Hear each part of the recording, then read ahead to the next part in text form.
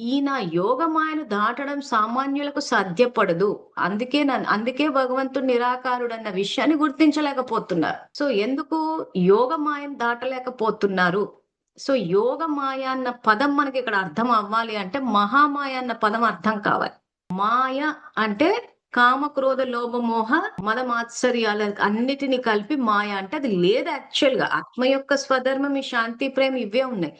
మనం దేహం అన్న స్థితిలోకి రావడం వల్ల, కర్మేంద్రియాలు బయట నుంచి అన్నిటిని గ్రహించడం వల్ల, ఇక్కడ మనము లేని దాన్ని పట్టుకుని పాకులాడుతున్నాం. ఇది మాయ అంటున్నాడాయన. సో, ఇప్పుడు యోగమాయ అన్న పదాన్ని ఇక్కడ వాడారు. అర్థం కావాలంటే మహామాయ అన్న పదం తెలుసుకుంటే, ఈ రోజు చాలా మంది ఏంటంటే మెటీరియలిస్టిక్ థింగ్స్ ఏవైతే ఉన్నాయో, ఈ డబ్బు, హోదా అవైతే ఈ మాయలోనే బతుకుతున్నారు. ఇదే రైట్ అనుకుంటున్నారు. ఇంకా వాళ్ళు ఎప్పుడు దాంట్లోనే ఉంటారు. ఇంకా అలాగే బతుకుతారు. అలాగే వెళ్ళిపోతూ ఉంటారు. కానీ చాలా మంది ఏంటంటే ఆ దీంట్లో నుంచి బయటకొచ్చి అవును భగవంతుని తెలుసుకోవాలి అని చెప్పి అక్కడ వరకు వచ్చారు. భగవద్గీతలు కూడా ఓపెన్ చేశారు.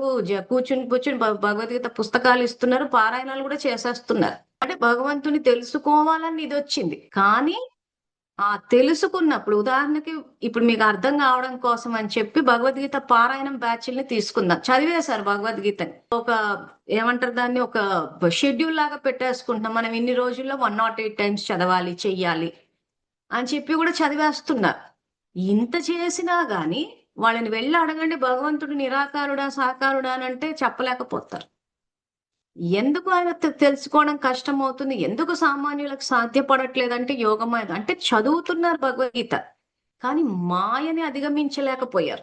అంటే ఈ కామ, క్రోధ, లోభ, మోహ, మదమాత్స్యాలు ఏవైతే ఉన్నాయో వాటిని అధిగమించకపోవడం వల్ల ఆయనని కనిపెట్టడము, ఆయనని గుర్తించడం సాధ్యపడట్లేదు అంటున్నాడు. ఇది ఈ రోజు ఆత్మలోకి శక్తి రాకపోవడానికి కారణం. ఎన్ని పూజలు చేసినా, భక్తి చేసినా మన మనసు గాని, మన శరీరం గాని, సంబంధాలు గాని, ప్రకృతి గాని, ఇవి ఏవి అక్కడ సహకరించకపోవడానికి కారణం అదే. సో, అందుకే ఈ యోగమాయను దాటాలి అంటే నన్ను ఆశ్రయించిన వాళ్ళు దాన్ని అతిక్రమించగలరు అనంటే, ఇప్పుడు మనం చదివి ఇప్పుడు నేను గైడెన్స్ ఇస్తున్నాను మీకని నిరాకారుడని చెప్పి. చెప్పిన తర్వాత ఏం చేయాలి ఇక్కడ? ఆత్మ పరమాత్మను తలుచుకోవాలి. ఆత్మ పరమాత్మ తత్వమే ఆధ్యాత్మికం అన్నారు.